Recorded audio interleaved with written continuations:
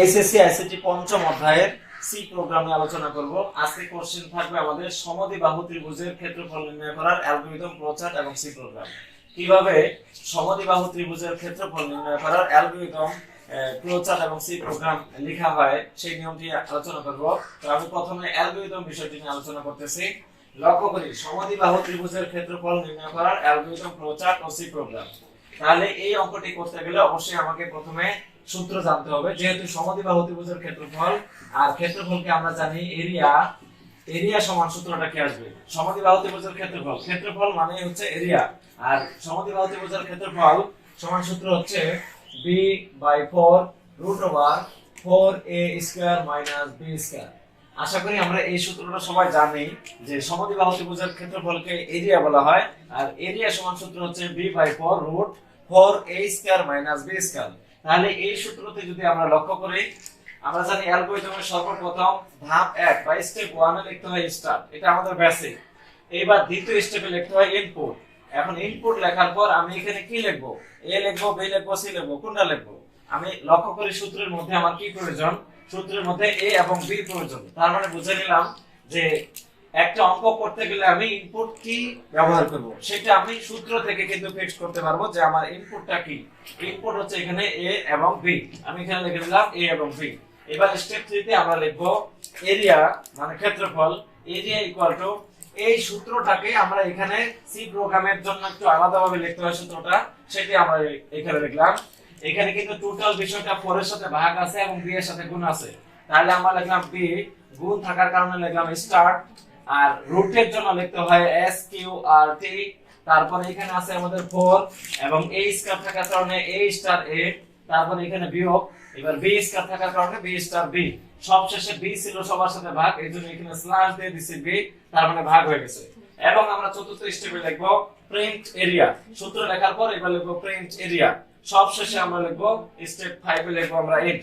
এইভাবে আমরা কিন্তু একটি সমদ্বিবাহু ত্রিভুজের ক্ষেত্রফল নির্ণয় করার অ্যালগরিদম আমরা সমাধান করতে পারি। তো এই হলো আজকের টপিক, কিভাবে সমদ্বিবাহু ত্রিভুজের ক্ষেত্রফল নির্ণয় করার অ্যালগরিদম লেখা হয়। আমরা এরপরে শিখবো কিভাবে ফ্লোচার্ট নির্ণয় করতে হয়। আমরা এখন শিখবো সমদ্বিবাহু ত্রিভুজের ক্ষেত্রফল নির্ণয় করা ফ্লোচার্ট কিভাবে লিখতে হয়। তো যারা পূর্বে ভিডিওতে অ্যালগরিদম আমরা না বুঝে থাকি, তাহলে সেই অ্যালগরিদমটা আগে বুঝতে হবে। অ্যালগরিদমের মাধ্যমে কিন্তু ফ্লোচার্ট বুঝতে হয়। তো আগে বুঝতে হবে অ্যালগরিদম, তারপর বুঝতে হবে ফ্লোচার্ট। আশা করি আমরা সবাই অ্যালগরিদমটি বুঝতে পেরেছি। সমদ্বিবাহু ত্রিভুজের ক্ষেত্রফল নির্ণয় করার অ্যালগরিদম কিভাবে লিখতে হয়। তো এবার ফ্লোচার্ট, যেটা স্টার্ট অ্যালগরিদমে, সেটাকে ফ্লোচার্টে এই ডিম্বাকৃতির চিত্রের মাধ্যমে উপস্থাপন করতে হয়। এবার অ্যালগরিদমে 2 নম্বর স্টেপ যেটা ইনপুট, সেটাকে সামান্তরিক চিত্রের মাধ্যমে উপস্থাপন করতে হয়। এবার অ্যালগরিদমের 3 নম্বর স্টেপ যে প্রক্রিয়াকরণ কাজ, এরিয়া সূত্রটা, সেই সূত্রটাকে কিন্তু আমরা এই আয়তক্ষেত্র চিত্রের মাধ্যমে উপস্থাপন করব। দেন এবার আমরা ক্ষেত্রফলটাকে যে প্রিন্ট করব, সেই প্রিন্টের ফলাফলটাকে কিন্তু সামান্তরিকের মাধ্যমে উপস্থাপন করতে হবে। সবশেষে ইন্ট, সেটা হচ্ছে ডিম্বাকৃতির চিত্রের মাধ্যমে উপস্থাপন করতে হবে। তো লক্ষ্য করি শুরু এবং শেষ এই দুটোর চিত্র কিন্তু একই। চিত্রগুলো হচ্ছে ডিম্বাকৃতির চিত্র, মানে ডিমের মতো আকার। এবার এখানে ইনপুট এবং প্রিন্ট এই দুটো চিত্রের নাম হচ্ছে সামান্তরিকের চিত্র। আমার এখানে চিত্রগুলো হয়তো ভালো হয়নি, এগুলো কিন্তু পরীক্ষায় স্কেল ব্যবহার করে ভালো করে আঁকাতে হবে। তাহলে ইনপুট এবং প্রিন্ট এই দুটোকে বলা হয় সামান্তরিকের চিত্র, যে দুটো সামান্তরিকের চিত্রের মাধ্যমে উপস্থাপন করতে হবে। এবং মাঝখানে সব সময় আয়তক্ষেত্র চিত্র ব্যবহার করতে হবে, যেগুলো 4টা কোণ 90 ডিগ্রি করে হবে। অর্থাৎ আয়তক্ষেত্র চিত্র আমরা সবাই জানি, তাহলে আয়তক্ষেত্র চিত্রের মাধ্যমে মাঝখানে যে সূত্রগুলো, সেই সূত্রগুলোকে উপস্থাপন করতে হবে। তো এই হচ্ছে আমাদের আজকের সমদ্বিবাহু ত্রিভুজের ক্ষেত্রফল নির্ণয় করা ফ্লোচার্ট। আশা করি সবাই বুঝতে পেরেছি ক্ষেত্রফল নির্ণয় করা ফ্লোচার্ট এবং সি প্রোগ্রাম। কিভাবে সমদ্বিবাহু ত্রিভুজের ক্ষেত্রফল নির্ণয় করার ফ্লোচার্ট এবং সি প্রোগ্রাম কিভাবে লিখতে হয় আমরা লক্ষ্য করি। যেটা ফ্লোচার্ট সেটা হচ্ছে অ্যালগরিদম। শুধুমাত্র ফ্লোচার্ট চিত্রের মাধ্যমে উপস্থাপন করতে হয়, এবং এই চিত্রের ভিতরে যে লেখাগুলো, সেই লেখাগুলোকেই বলা হয় অ্যালগরিদম। তো সমদ্বিবাহু ত্রিভুজের ক্ষেত্রফল নির্ণয় করার অ্যালগরিদম যদি আমরা লিখি, আমরা শুরুতে স্টেপ 1 এ স্টার লিখবো, তারপর স্টেপ 2 তে ইনপুট লিখবো এবিসি, তারপর স্টেপ 3 তে এরিয়া ইকুয়াল টু সূত্রটাকে লিখবো, তারপর স্টেপ 4 এ আমরা এখানে প্রিন্ট এরিয়া লিখবো, এবং সবশেষে আমরা স্টেপ 5 এ ইন্ট লিখবো। এটা হচ্ছে আমাদের অ্যালগরিদম। এবং আমরা জানি যে অ্যালগরিদম সমূহকে চিত্রের মাধ্যমে উপস্থাপন করলেই সেটা হয়ে যায় ফ্লোচার্ট। এখন আমরা শিখব সি প্রোগ্রাম। এই ফ্লো চার্টে যে তথ্যগুলো আছে সেই তথ্যের আকারে আমরা কিভাবে সি প্রোগ্রাম লিখতে পারি। আমরা জানি যে আইসিটি পঞ্চম অধ্যায়ে কিন্তু এক একটা কোশ্চেনের 3টি করে উত্তর করতে হয়। তো এখানে কোশ্চেন হচ্ছে সমদ্বিবাহু ত্রিভুজের ক্ষেত্রফল নির্ণয় করা, অ্যালগরিদম, ফ্লো চার্ট ও সি প্রোগ্রাম। আমরা এখন শিখব এই সমদ্বিবাহু ত্রিভুজের ক্ষেত্রফল নির্ণয় করা সি প্রোগ্রাম। তো সর্বপ্রথম সি প্রোগ্রাম করার জন্য বেসিক যেটা ফ্লো চার্টে স্টার্ট সেটাকে এইভাবে সি প্রোগ্রামিং ভাষায় স্টার্ট লিখতে হয়। তো এই স্টার্ট লেখাটা হচ্ছে আমাদের প্রত্যেকটা অঙ্কে স্টার্ট এইভাবে লিখতে হবে, আর এইটাই হচ্ছে নিয়ম সি প্রোগ্রামে। এটাকে বলা হয় স্টার্ট, যেটা আমাদের ফ্লো চার্টে ডিম্ব আকৃতির চিত্রের মাধ্যমে লিখতে হয় স্টার্ট। তো এটা হচ্ছে স্টার্ট, আর এইটাই হচ্ছে সি প্রোগ্রামের মাধ্যমে স্টার্ট, যেটা লিখতে হবে hash include stdio.h main first bracket, এখানে হচ্ছে সেকেন্ড ব্র্যাকেট। তো এটা হচ্ছে আমাদের স্টার্ট। এবার আমরা লক্ষ্য করি ইনপুট। ইনপুট আছে আমাদের এখানে এ বি। তো আমরা ইনপুটকে সি প্রোগ্রামের মাধ্যমে কিভাবে লিখবো এই নিয়মটা আমরা লক্ষ্য করি। আমরা জানি যে এই তিনটা লাইনকে আমাদের ইনপুট বলা হয়। এখানে আছে প্লট, এখানে আছে প্রিন্টএফ, এখানে আছে স্ক্যানএফ। এই তিনটা লাইন মিলে কিন্তু আমাদের ইনপুটের কাজ করতে হবে। তবে এখানে মাঝে মাঝে আমরা ইন্ট ব্যবহার করি, INT ইন্ট, আবার কখন আমরা এখানে প্লট ব্যবহার করি। তো আজকে কেন এখানে ইন্ট না ব্যবহার করে প্লট ব্যবহার করলাম সেই বিষয়টা আগে বলে দেই। আমরা যেই অঙ্ক করব সেই অঙ্কে যদি রুট থাকে বা ভগ্নাংশ বা দশমিক আসার সম্ভাবনা থাকে উত্তরে, সেই ক্ষেত্রে আমরা প্লট ব্যবহার করব।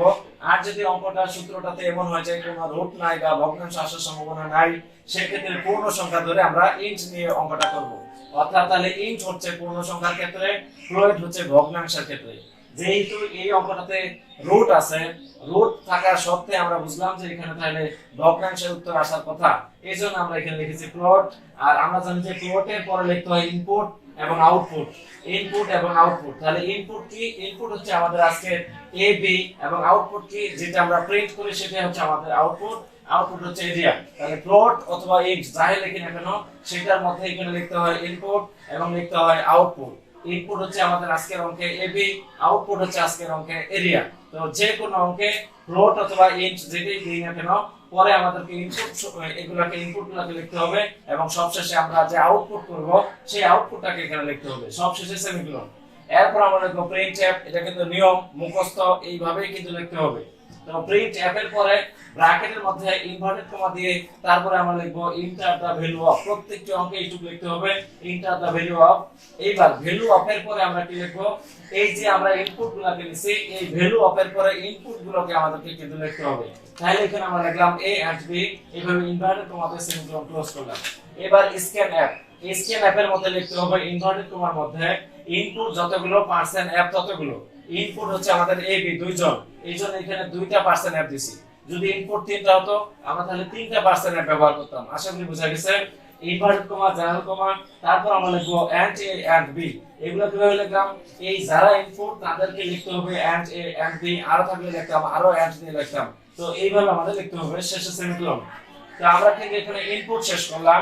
এবার স্টেপ আমাদের 3 নম্বর স্টেপে যে প্রসেসিং কাজটা হয় অর্থাৎ সূত্র প্রয়োগ করা হয় সেটির কোনো পরিবর্তন নাই, হুবহু কিন্তু সি প্রোগ্রামে যা আছে তাই বসবে। ফ্লোচার্টে যা তাই কিন্তু সি প্রোগ্রামে বসবে। তারপর লক্ষ্য করি যা আছে তাই এখানে ব্যবহার করেছি, এবং শেষে সেমিকোলন। সবশেষে আমরা প্রিন্ট এরিয়া এই লাইনটাকে কিভাবে উপস্থাপন করব?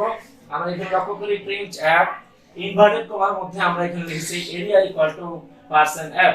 কারণ কি আমরা কোন একটা অঙ্কে যেটা প্রিন্ট করব সেটাই কিন্তু এখানে লিখতে হবে। যেহেতু এরিয়া প্রিন্ট করতেছি তাহলে area equal to percent F. আমি যদি এখানে সাপোজ এভারেজ বের করতাম তাহলে আমি লিখতাম average equal to percent F. আমি যদি এখানে সাপোজ গড় বের আমি সাম বের করতাম তাহলে লিখতাম সাম ইকুয়াল টু পার্সেন্ট এফ। এই হচ্ছে নিয়ম, যাই প্রিন্ট করব সেটা এখানে বসবে ইকুয়াল টু পার্সেন্ট এফ অথবা পার্সেন্ট ডি। কখন পার্সেন্ট এফ কখন পার্সেন্ট ডি? যদি আমি এখানে ইন্ট ব্যবহার করি তাহলে এখানে পার্সেন্ট ডি আসবে, যদি আমি এখানে প্লট ব্যবহার করি তাহলে এখানে পার্সেন্ট এফ আসবে। আশা করি বিষয়টি বোঝা গেছে। উপরে ইনভার্ট কমা নিচে কমা, এবং এখানে যেটা লিখবো সেটাই এখানে লিখতে হবে, শেষে ব্র্যাকেটে সেমিকোলন। সব শেষে আমাদের এই ইংটাকে সি প্রোগ্রামের ভাষায় লিখতে হয় সেকেন্ড ব্র্যাকেট। তো এইভাবে আমরা সেকেন্ড ব্র্যাকেটের মাধ্যমে কিন্তু সি প্রোগ্রামটা শেষ করতে পারি। তো আমরা শিখলাম যে কিভাবে সমদ্বিবাহু ত্রিভুজের ক্ষেত্রফল নির্ণয় করা, ফ্লোচার্ট থেকে কিভাবে সি প্রোগ্রাম তৈরি করতে হয়। তো আশা করি আমরা আজকে টপিকে বুঝতে পেরেছি। যদি ভিডিওটি ভালো লাগে তাহলে একটি লাইক দিন, এবং আপনার মূল্যবান মতামত অবশ্যই কমেন্টে কমেন্ট করে জানান।